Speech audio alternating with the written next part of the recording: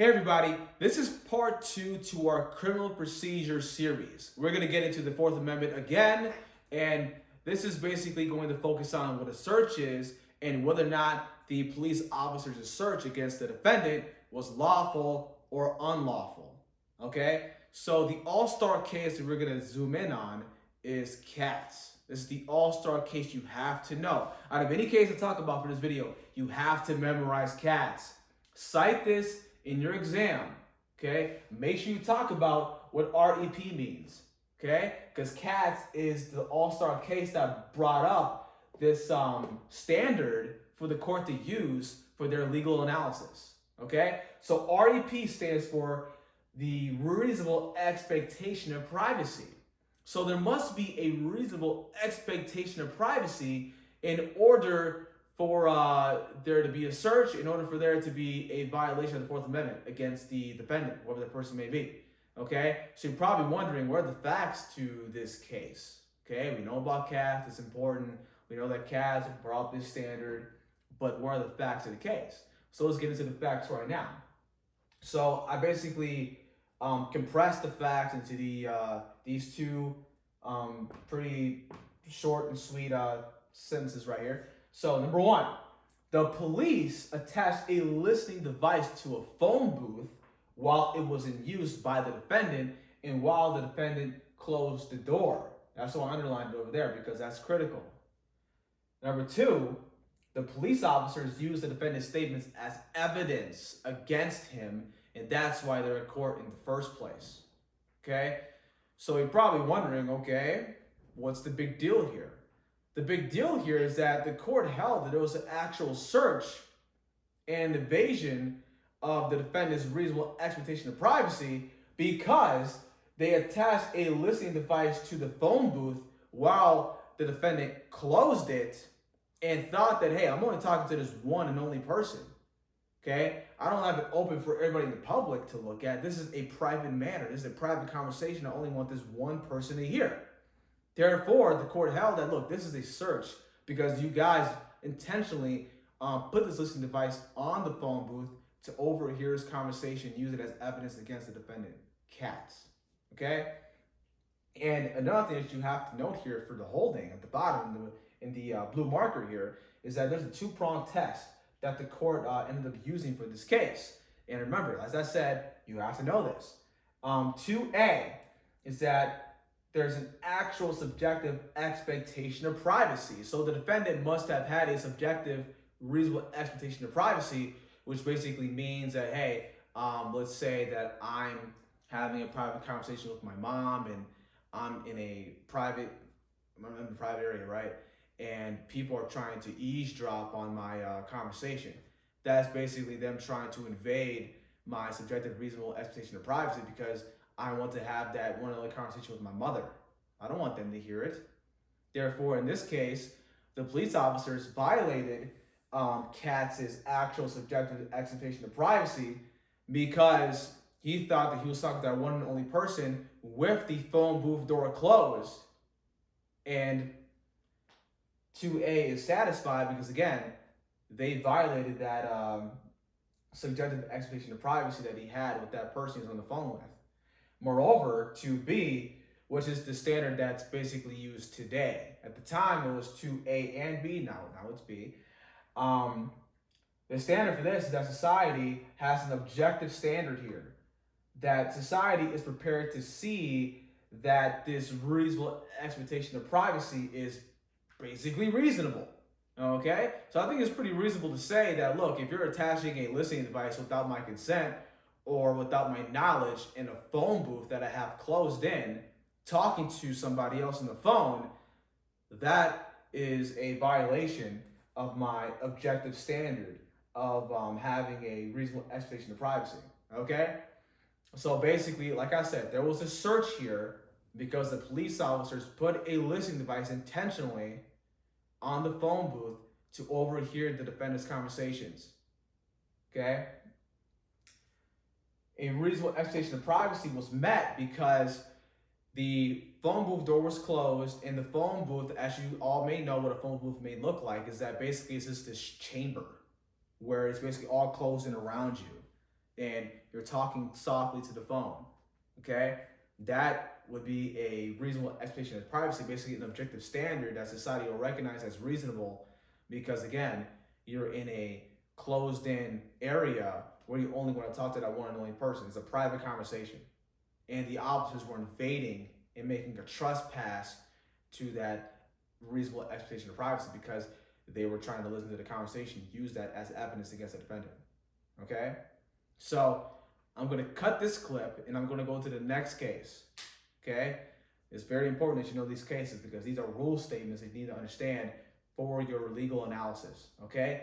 Again, there was a search because they were intentionally listening to his conversations, and there is a reasonable expectation of privacy because he was in a enclosed place wanting to have a private conversation with that one and only person on the phone.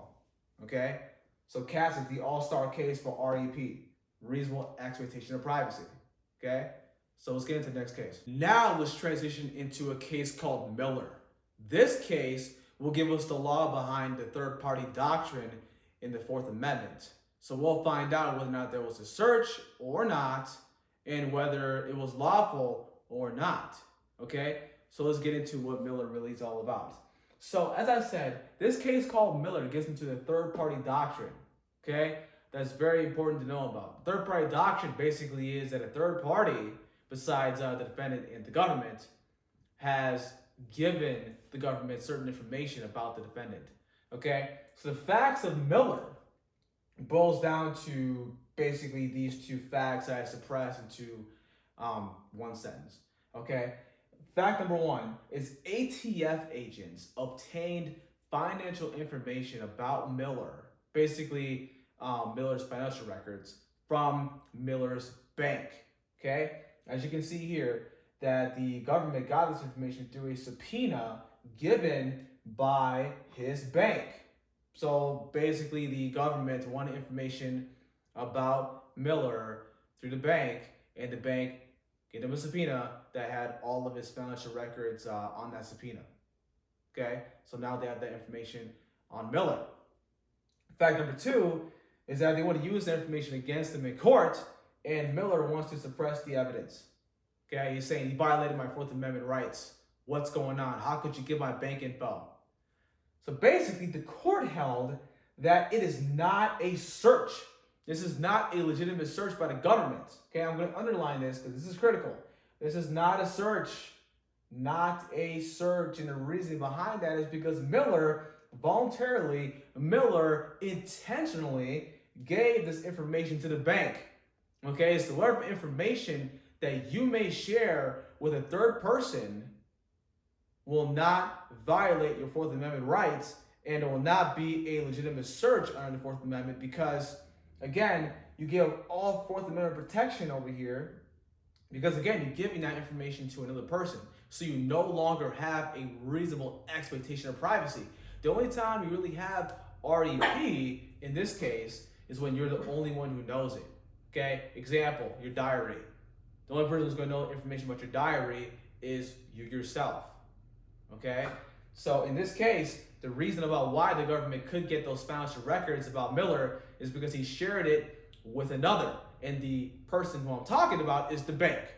Okay? The bank has that information about Miller, and all of its employees has Miller's credit score, financial records. They know how much money he has, his social security number, his driver's license information, etc. So because Miller voluntarily gave that info to a third person, that is when the third party doctrine kicks in, and that's when it's no longer a search, and that's when the third party, the bank, can give that information to authorities, and there's really no issue with it when it comes down to the Fourth Amendment. Okay? So now that we have the third party doctrine explained and satisfied now, let's get into dog sniffing when it comes down to the police officers searching and seizing whatever. So we're going to get into the next case right now. Now we're going to get into dog sniffing. So the case that we're going to focus on is place. As I said, it's going to focus on dog sniffing, on whether or not there was a search or not a search, and if there was a search, was this search lawful or unlawful? So let's dive into this case. As I said, The case is called Place and is focusing on dog sniffing. Okay? The facts, always compress the facts into two simple facts for our video purposes, is that one, the police lawfully obtained a suitcase belonging to Place, the defendant. Okay? So lawfully, they ended up seizing the defendant's suitcase. Okay, check one. Fact number two is that the police submitted the suitcase to a dog that ended up detecting illegal drugs within the suitcase. Therefore, once the dog detected drugs within the suitcase, the police officers then opened up the bag and found the drugs. Now, the defendant, Place, is trying to suppress this information so the charges can get dropped, because he's saying that, oh, my Fourth Amendment rights were violated by the police officers because they searched my luggage. They searched my belongings without fulfilling the reasonableness clause and also the warrant clause on the Fourth Amendment. They shouldn't have done that, Your Honor. Therefore, this should be suppressed and I should not be culpable for this crime of having illegal drugs in my possession. However, the court ended up having a special holding here which focuses on this. As you can see, I have 1A and B. So the court found that there was no search involved in this situation. And the reasoning behind that is because the dog is only trying to reveal illegal drugs. No other purpose but trying to detect illegal activity. And as you can see in 1B, there's no Fourth Amendment protection in contraband. Okay? So that is the big reason why the officers could open up his belongings, find the drugs, and arrest him and charge him for having contraband. Because again, the Fourth Amendment does not protect you for having contraband. Okay? And the dog's purpose is only to sniff out illegal drugs. Nothing else but illegal activity. Therefore, no protection but the Fourth Amendment. Okay? We're going to go through one more case right after this that involves dog sniffing, which would be more interesting than Place, okay? So let's transition into that. Okay, so we're going to get into our last case that is about dog sniffing in regards to whether or not there was a search and if that search was lawful or unlawful, okay? So let's finally get into this case. It's Cartilage, okay? I have a hard time pronouncing it, so if I mispronounce it, don't judge me, okay? What matters is the legal analysis. So, in Cartilage, there was a dog sniff, okay? And as I said, we're gonna get to the facts right here. So the facts of the case is the police officer, accompanied by a dog, by a drug-sniffing dog, walked to the defendant's front door, basically the front door of his house. And when the police officer with the drug-sniffing dog went up to the front door, the dog detected illegal drugs. And what's very, very critical about this case is that the police were there with the drug-sniffing dog for 15 minutes. Okay? So basically, if you go up to someone's house, you knock on the door, no one answers, you're probably going to leave right away, right? No point to linger. But in this case, the cops lingered, looking to gather evidence. Okay? So the court held that there was an unlawful search. Finally, we found a case where there's an unlawful search. So there was an unlawful search in this case, and the reasoning behind why this search for drugs in Cartilage's home was unlawful is because the police made an actual trespass to the defendant's constitutionally protected area by lingering at his home to gather evidence. And as I just said earlier, basically the court has a standard here where if you go to someone's door and you knock and no one shows up, the social norm is to just walk away after that person does not answer the door and go about your business in the public space, right? But what the police did was not that. Not only did they knock on the door and no one answered, but they lingered for 15 whole minutes.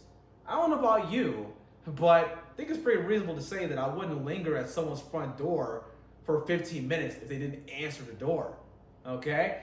So because they lingered for 15 minutes, longer than a reasonable person would have lingered at the front door to basically gather evidence for drugs with the drug-sniffing dog, the court concluded that there was an unlawful search because, again, they made a trespass to the defendant's constitutionally protected area, his home, by lingering there for a long period of time to gather evidence against the defendant. Okay, that's why there was a search, and that's why the search that the officers did at the defendant's home was unlawful. Okay, so as you can see, there's a pattern here when it comes down to this drug-sniffing dog situation. Okay, so for the last piece of this video, we're going to get into a thing called curtilage. And once I explain what curtilage is, we're going to talk about 2 cases that deal with curtilage. And then we'll get into part 3 of this series that'll get into probable cause of the clause of the definition of Fourth Amendment, okay? So let's finally transition to that. Finally, we can get into curtilage in the last case for this video.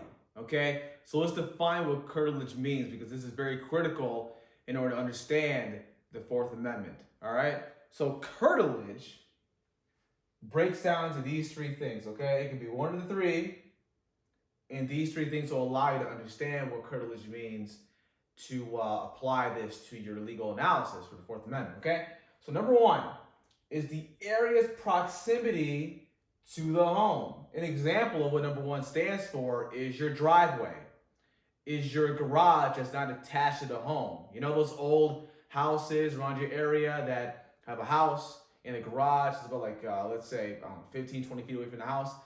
If you're in that garage or near that garage, that's at proximity to your home, okay? Even in your backyard. If you're in your backyard, your driveway, like I said, that's at close proximity to the home. And as I said, the home is your castle under the Fourth Amendment. That's where you're most protected under the Fourth Amendment. Therefore, you're at curtilage to your castle when you're at close proximity to it, when you're in those certain areas, okay? Number 2 is that there is an existence of an enclosure around the area, okay? And the area that we're talking about, of course, is your home, okay? An enclosure is a fence, right? You know, every single home has almost every single home has a backyard, whether it's a wooden fence or a metal fence, okay? That is an example of an enclosure around the home, okay? And when you're by that fence, or when you're literally touching the fence door knob to get in, that's at curtilage to the home, because you're so close to the home, okay? And that enclosure is there to protect the home. That's why it's there in the first place, right?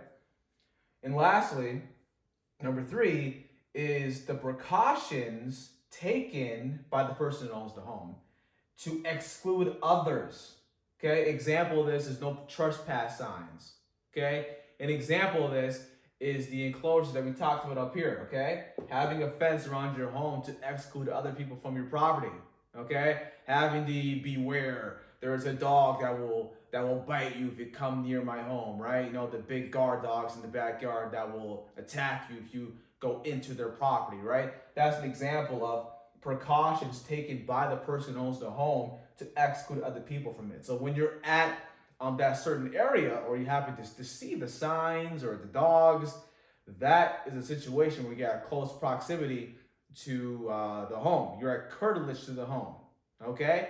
So remember these 3 things, and also, of course, the word curtilage when we talk about this case over here, okay? So I can't really pronounce his name. It's hard for me to pronounce that name, but remember this case. It's very critical to remember this case.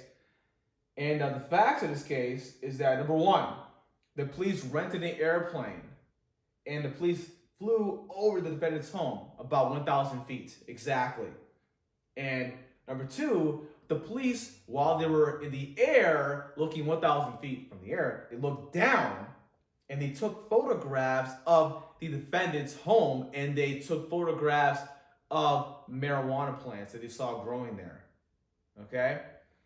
And the reasoning on why this is not at curtilage, as you can see over here, the court's holding that this was not a search.